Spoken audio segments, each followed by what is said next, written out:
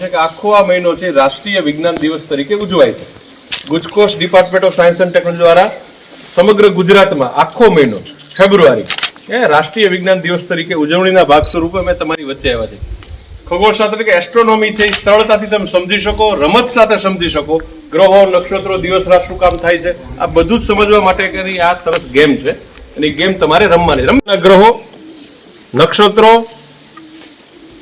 ની શું કાર્યભૂમિ છે, દિવસ અને રાત શું કામ થાય છે, ચંદ્રગ્રહણ, સૂર્યગ્રહણ શું કામ થાય છે, આ બધા જ ગ્રહો તમને બનાવ્યા છે અને તમારે એક સરસ મજાની રમત રમવાની છે. આ જે કઈ પ્રશ્નો એમ તમને પૂછવામાં આવે ને તમારે જવાબ આપવાના છે. પરિભ્રમણ કોને કહેવાય, પરિક્રમણ કોને કહેવાય, આ બધું જ આપણે જાણવાનું છે. કેમ કે આપણે પૃથ્વી ઉપર જીવીએ છીએ ને, એટલા માટે ખગોળશાસ્ત્ર સમજવું. સૂર્ય, શુક્ર પછી કયો ગ્રહ આવશે? પૃથ્વી. હાલો આવતી રહ્યા પૃથ્વી. આવી પૃથ્વી. તો પૃથ્વીનો પાડોશી ગ્રહ છે. કોનો છે? પૃથ્વી.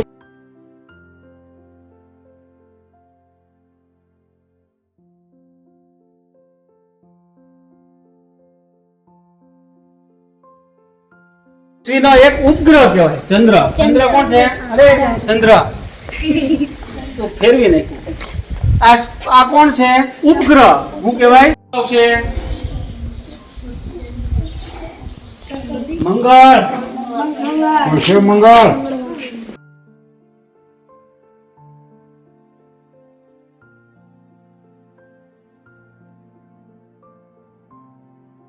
મંડળ. કેવું? મંદાકિની તારામંડળ.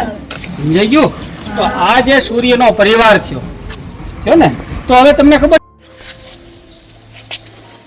જો પૃથ્વી પોતાની ધરી ઉપર ગોળ ફરે છે અને સૂર્યની આસપાસ પણ ગોળ ચક્કર મારે છે. તો આ પ્રક્રિયા કઈ કઈ થઈ સાથે?